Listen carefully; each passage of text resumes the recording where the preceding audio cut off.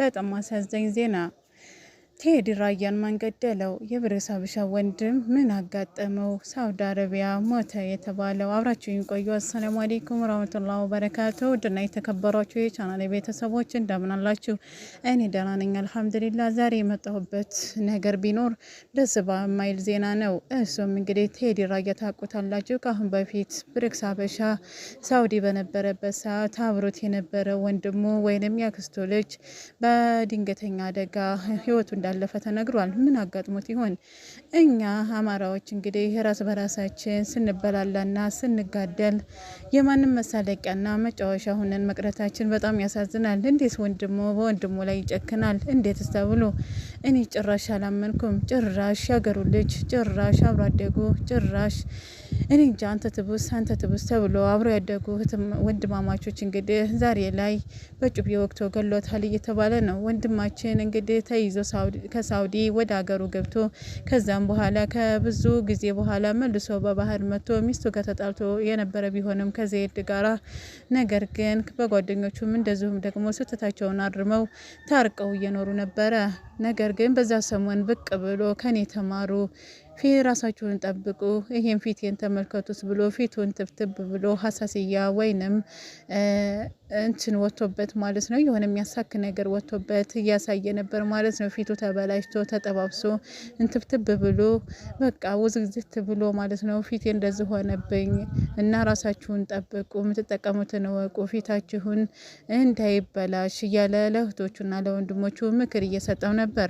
ከዛም አለፍ ብሎ እንግዲህ በቲክቶክ ላይ ብሬክስ ሀበሻው እንደዚሁም ደግሞ ሌሎች ልጆች ሆነው የራያ ሙዚቃ በማንጎራጎር በቃላቸውና ወንድሞቻቸውን እህቶቻቸውን በማስታወስ አብሮ አደጎቻቸውን በማስታወስ በቃ በሀሳብና በትዝታ ተውጠው እያንጎራጎሩ ነበር። በትግረኛ ሆኖ በራያ ዘፈን ማለት ነው እና ላሉሜ እያሉ ሲጫወቱ የነበሩት ወንድሞቹ ጋር ቴዲ ድንገት እንግዲህ ምን ይታወቃል የሰው ልጅ ሞት አለብኝ አይደለም ነገን ሌላ ቀን ነው ብሎ ነው የሚያስበውና ድንገት ባላስበው ነገር እንግዲህ ተቀርሟል ማለት ነው።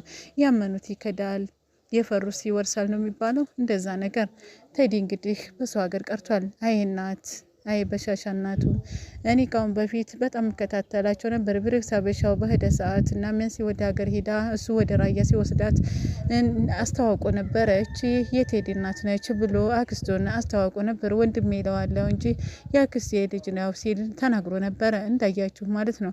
ያው ወንድሙ ፈርድ ወንድሙ ሳይሆን ያው ወንድሙ በሉ ስጋው ነው ደሙ ነው ማለት ነው። ብሬክስ እንግዲህ ፈጣሪ ያጽናህ። እንግዲህ እንዳያችሁት ደግሞ በፌስቡክ ገጻቸው እነመሲ ወንድሜ እኔ ስንት ሰዓት አለብኝ በወንድሞቼ ተቀጥቻለሁኝ። አንተ ደግሞ ተደገምክ። ምን ነው ዘመድ፣ ምን ነው ወገን፣ ምን ነው ወንድም አልወጣልናለ፣ ምን ነው ባጭር ቀራችሁ አለዘር ለብቻ ተዋችሁን ለጥቃችሁ ሄዳችሁ ስትል ብሶቷንና ሀዘኗን ቀሰቀሰባት። እንደገና ማዘን ላይ ወደቀች መስዬ ማለት ነው። የኔ ቆንጆ እንግዲህ ወንድሞቿ በተከታታይ እንግዲህ በአመት ውስጥ ሁለቱም ወንድሞቿ እንደሞቱባት አውቃላችሁ። አንዴ በመኪና አንዴ እንግዲህ ፋኖን የነበረው ወንድሟ እንደዚሁ በሰው ተነጥቃለች ማለት ነው። እንግዲህ ቴዲንም እንደዚሁ በድንገት ሪያድ ከተማ ላይ እንደዚሁ በሀገሩ ልጅ ይከደኛ ብሎ በማያስበው ወንድሙ ጥቃት ደርሶበት ህይወቱ አልፏል እየተባለ ነው። በጣም ነው የሚያሳዝነው። እኛ ያልፈልናል ብለን እንወጣለን። ነገር ግን ለቤተሰብ ጠባሳ ጥለን ለቤተሰብ ማይወጣ ጠባሳ አስቀምጠን ሀዘን አስቀምጠን እኛን ለምንላለን። እኛ የሚያሰብነው ሳይሳካልን ለሚወዱን ሰዎችና ለቤተሰቦቻችን የጠባሳ ጥለንባቸው ባዘን ዘፍቀናቸው ልምንላለን። በጣም ነው የሚያሳዝነው። እኔ እንጃ ምን እንደምላችሁ አላቅም። የደረሰበት ነው የሚያውቀው ወይንም ሀዘንን ነው የሚያውቀው ማለት ነው የደረሰበት እንጂ ማንም አይረዳውም። ደግበኔ ነው እናት ልጄ ተለውጦ እኔን የሚለወጠኛል ብላ ነገ ይመጣ ይሆናል በቅፌ ይቀመጣል ልጄ ጎረቤቴ ይሆናል ብላ የምታስብ እናት ዛሬ ልጅሽ የለም እንደዚህ ደርሶበታል ሲባል እንግዲህ የኛ ልጆች ታውቃላችሁ ማለት ነው።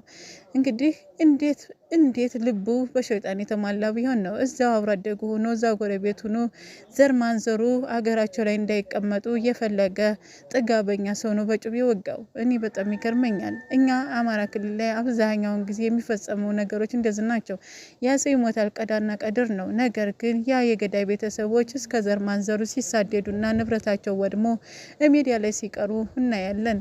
ያ እንግዲህ ተመልከቱት። እዚህ ይሄኛው ሞቷል፣ አንዴ አይመለስም አይደለ? ነገር ግን እነዛ የዛ የገዳይ ቤተሰቦች እየተሰቃዩ ይኖራሉ ሁልጊዜ ማለት ነው። ይሄ እስከ ዘር ማንዘሩ ድረስ በቃ በጭንቀት እንዲሞቱና ከሀገር እንዲሳደዱ ይደረጋል። ያ ነገር እንግዲህ አጉል ነገር ሆኖ አገኘዋለሁ። ያው የሞተባቸው ቤተሰቦች ለመበቀል ሲሉ የሚያደርጉት ነገር ነው። እንስሳት ከሆነ ይገላሉ፣ ሴትም ከሆነች ይገላሉ። እንትንም በቃ ያለውን ማዝመራም ቢሆን ይጨፈጭፋሉ፣ ቤት ያቃጥላሉ፣ ንብረት ያቃጥላሉ።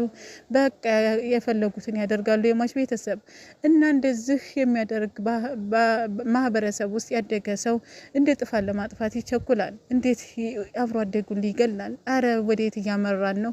እስከ መቼ ድረስ ነው ገገማ የምንሆነው? እንዴት ነው በሰው ሀገር እንደዚህ የምንሆነው? እስከ መቼ ድረስ ነው የምንጋደለው?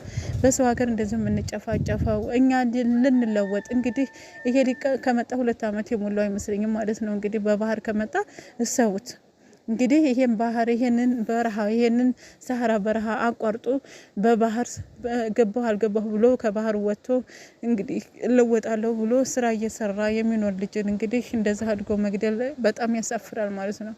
አላማ ነበረው። ነገር ግን ፈጣሪ ፈቀደው ነው የሆነው።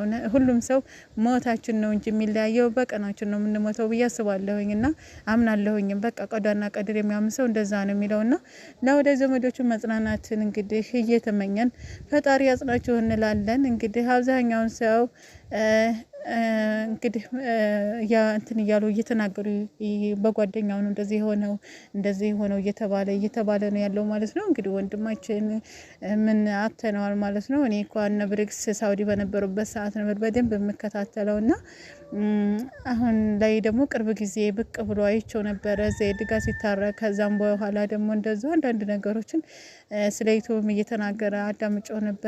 ወንድማችንን አተነዋል። በጣም የሚያስጠላው ነገር በስደት ላይ መሆኑ ደግሞ ለነፍሴ ያስብላል ማለት ነው። እናት ቤተሰብ ያለው ሰው ያውቀዋልና የእናት ነገር አንጀቷ ሩህሩህ ምንም ማትችለው መዬ እንዴት ትችለዋለች? ልጅሽ በበረሃ ቀረለሽ ሳውዲ ላይ ቀረለሽ ስትባል እንዴት በአብሮ አደጉ ተከዳ በአገሩ ላይ ተከዳ መባሉ ስትሰማ ምን ይውጣት ይሆንና እና ይሄን ሳስብ እኔ እንጃ ምን ብዬ እንደምላችሁ አላውቅም። ወድና የተከበራችሁ ቻናል የቤተሰቦች ላይክ ሰብስክራይብ በማድረግ እንግዲህ ለቤተሰቦች መጽናናት እንመኛለን። ሰላማችሁ ይብዛ። ሰላም አለይኩም ወራህመቱላሂ ወበረካቱ።